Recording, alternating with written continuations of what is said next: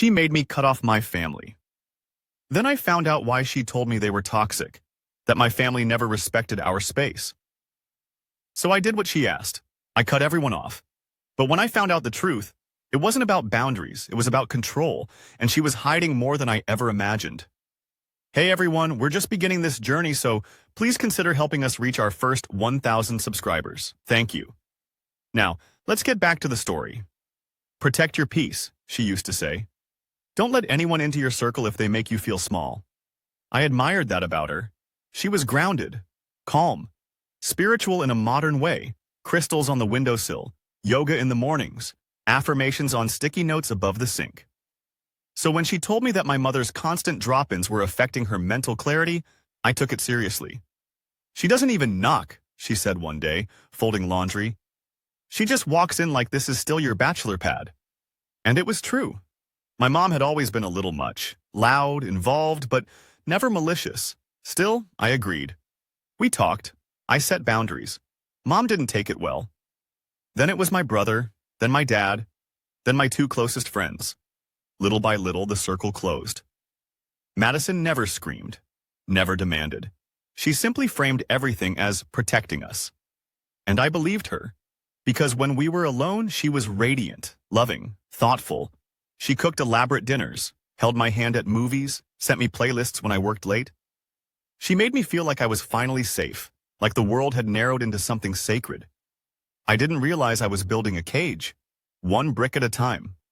I told them we needed space, a quiet Christmas, just the two of us.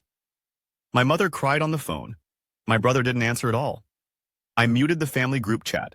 Madison lit candles, made a rosemary roast, played soft jazz, and wrapped her arms around me under a blanket. See? She whispered. Isn't this better? And it was, in a way. Stillness has a way of seducing you when you're drowning in noise, but the stillness became silence, and the silence became separation. Months passed. Invitations stopped coming. Birthdays were acknowledged with brief texts, if at all. I told myself it was temporary, that we were building something sacred and the rest would understand. But deep down, I missed them. I missed my dad's terrible jokes, my mom's overcooked lasagna, my brother's sarcastic grins. I missed the chaos, the noise, the grounding. Madison sensed it. You're slipping, she said one night, while folding the throw blanket just so. You said you wanted peace. Don't invite their drama back in. I nodded, because she wasn't angry. She was disappointed. And somehow, that hurt more. So I retreated further, until I couldn't remember who reached out last, or who I used to be before her world became my only one. I'd hear a joke at work and think, Dad would love that. Then remember I hadn't spoken to him in over a year. Or I'd pass by the diner my brother and I used to haunt after soccer practice and feel something collapse in my chest. A pang, a whisper. 2, I missed them, but I didn't know how to reach out anymore. What would I say? Hey, sorry for vanishing. My wife said you were toxic, and I listened. Even thinking it made me feel hollow. Madison, meanwhile, thrived in the silence. Our home became a sanctuary of curated perfection, minimalist shelves, ambient lighting, scheduled silence after 8 p.m. I started to notice that the quiet wasn't peaceful anymore. It was controlled, like every room in our house obeyed her, and I did too. One night I scrolled through old photos on my phone. My nephew's birthday, Dad's backyard BB, a beach trip with my brother. All frozen moments of a life I'd let go. No, given away. That was the first time I didn't feel gratitude for what Madison and I had built. I felt loss, and something deeper than that. Regret. I was grabbing coffee before work. Same cafe, same tired barista, same burnt dark roast. When I heard someone call my name. Matt? I turned around. It was Daniel, my best friend from college, the one I stopped answering 2 years ago. He looked older, tired, but when he smiled, it was the same. We didn't hug, we didn't joke. He just looked at me and said, "You okay, man?" I opened my mouth, closed it, then nodded. We sat down, talked for 15 minutes that felt like both too short and too long. I apologized, awkwardly, but sincerely. He waved it off like it wasn't necessary. But then he said something that stuck in my ribs. She told you we were the problem, didn't she? I blinked. What? She made you cut us off, said we were bad for you, controlling. That's what she told your brother too. He called me after? She called my brother? I asked. Daniel nodded. Right after the wedding, said you needed space, said not to interfere. I felt something shift. The story I'd believed, that I had pulled away for peace, cracked. Because it wasn't my hand that closed the door, it was hers. And now I needed to know just how many locks she'd added after. It felt wrong, invasive, but something in me had changed. Curiosity had been replaced by instinct. And instinct said, look deeper. I found numbers I didn't recognize, repeated calls to one in particular. Always around the times she said she was at yoga or late at the office. A number saved under a generic name. Wellness coach, I called it. No answer, no voicemail. So I Googled it. The number was linked to a man named Evan, not a coach, not a therapist. A divorced guy with an Instagram full of shirtless motivational quotes and weekend trips to wine country. No business listed. That same night, Madison came home smiling, kissing my cheek, pouring wine. I couldn't look at her. I started digging more. Passwords she made me change. Cloud backups she disconnected. Shared accounts she asked to simplify. Every trail I followed felt like reopening an old wound, but also like taking my first breath in months. One night I stayed up until 3 a.m. copying files from her old laptop she forgot to wipe. There were screenshots, deleted texts, photos I'd never seen. A folder labeled Past Lives. Inside it, a history of who she really was.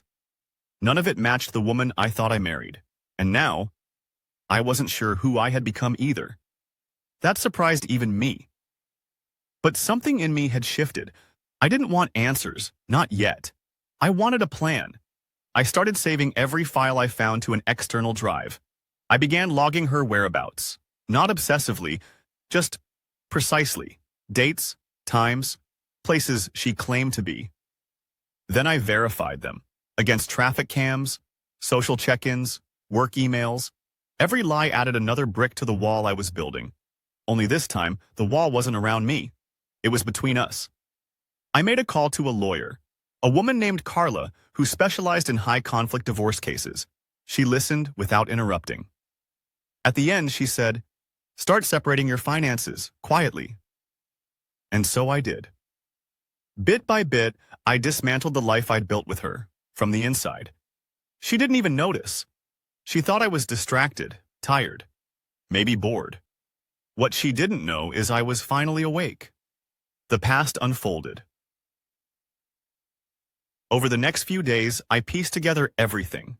Her text to my Brian, to my brother, the call log to my mother, deleted emails to a friend of mine full of passive-aggressive swipes about how clingy my family was.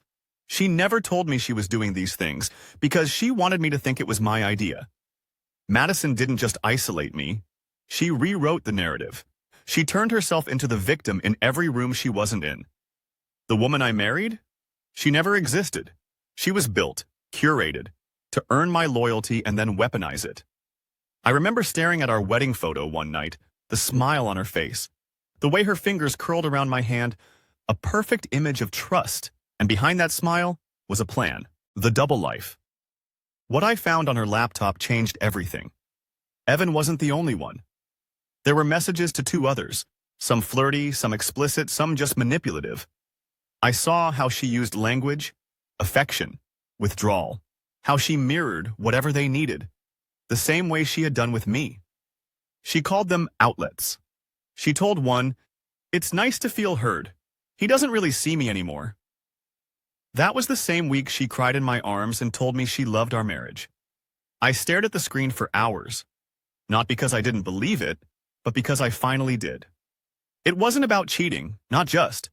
It was about how easily she erased me in the story she told other people. The legal setup, I called Carla again. "It's worse than I thought." She said, "Then we move faster." We met twice a week, created copies of every document, mapped out asset divisions, prepared accounts, changed passwords. She advised me to keep things cordial. Appear normal. Smile. So I did. I took Madison to dinner, bought flowers, laughed at her jokes, and all the while I was preparing to leave her with nothing she didn't deserve. I didn't want revenge. I wanted separation, clean, clear, and irreversible. But I would make sure that this time, the story was mine to write. The silent withdrawal. I stopped responding to her emotionally. No more defending myself, no more reacting to her sighs or subtle digs. She noticed. "What's going on with you lately?" she asked one evening. "Just tired," I said. "You've been distant." "I'm thinking a lot." She narrowed her eyes but said nothing. I let her spiral in the silence. She tried harder, wore the dresses I liked, cooked my favorite meals, suggested a vacation. I said maybe. And then, one morning while she was out working late, I packed the first box. It was the start of my exit, the quiet kind. The kind she'd never see coming. The emotional implosion. At first she was confused. Then she got angry. It started with little explosions, slamming cabinet doors, snapping at the dog, muttering things under her breath. I stayed calm. When I didn't respond to her provocations, it drove her mad. "Do you even care anymore?" she shouted one night. I looked at her for a long moment. I don't know. That broke something in her. She spiraled. Tears, then fury, then tears again. She called her sister, then her mother, then started texting friends. I know because they started calling me. One even showed up at my office. "I don't know what's happening," I said to them all. "We're just unraveling." They looked disappointed. Not at me, but at the narrative cracking. She was losing control, and she knew it. The divorce hit. The papers were delivered on a Friday. I didn't tell her in person. I let the envelope do the talking. She came home screaming, accused me of being a coward, said I blindsided her. I didn't argue. I stood in the hallway, arms crossed, let her burn. "I gave you everything," she cried. "No," I said. "You took everything." She looked like she'd been slapped, but I meant it. Carla was good. The documents were airtight. With the digital trail and the evidence of infidelity, the court leaned in my favor. She kept almost nothing. No house, no car, limited alimony. She didn't just lose the marriage, she lost the narrative. The first message I sent was to my brother. "Hey, I was wrong. I miss you." He replied in under 5 minutes. Mom cried when I called her. Dad tried to pretend he wasn't listening in, but I heard him say, "Tell him we love him." Rebuilding was awkward. Raw, but real. We didn't pretend nothing happened, we just started from here. And for the first time in years, I didn't feel like a man floating through a curated life. I felt human again. She showed up at my new place unannounced, hair undone, eyes red. "I just need to understand," she said. "There's nothing to understand." "You blindsided me." I said nothing. She stepped closer. Was any of it real? For me, it was. That stopped her. "I made mistakes," she whispered. "You made decisions." She nodded. "I never meant to hurt you." "I know," I said. "You meant to control me, and that's what hurts more." She didn't cry, she didn't scream, she just left, and this time I didn't watch her go. Because life without her meant peace, and I was genuinely glad she is not here anymore.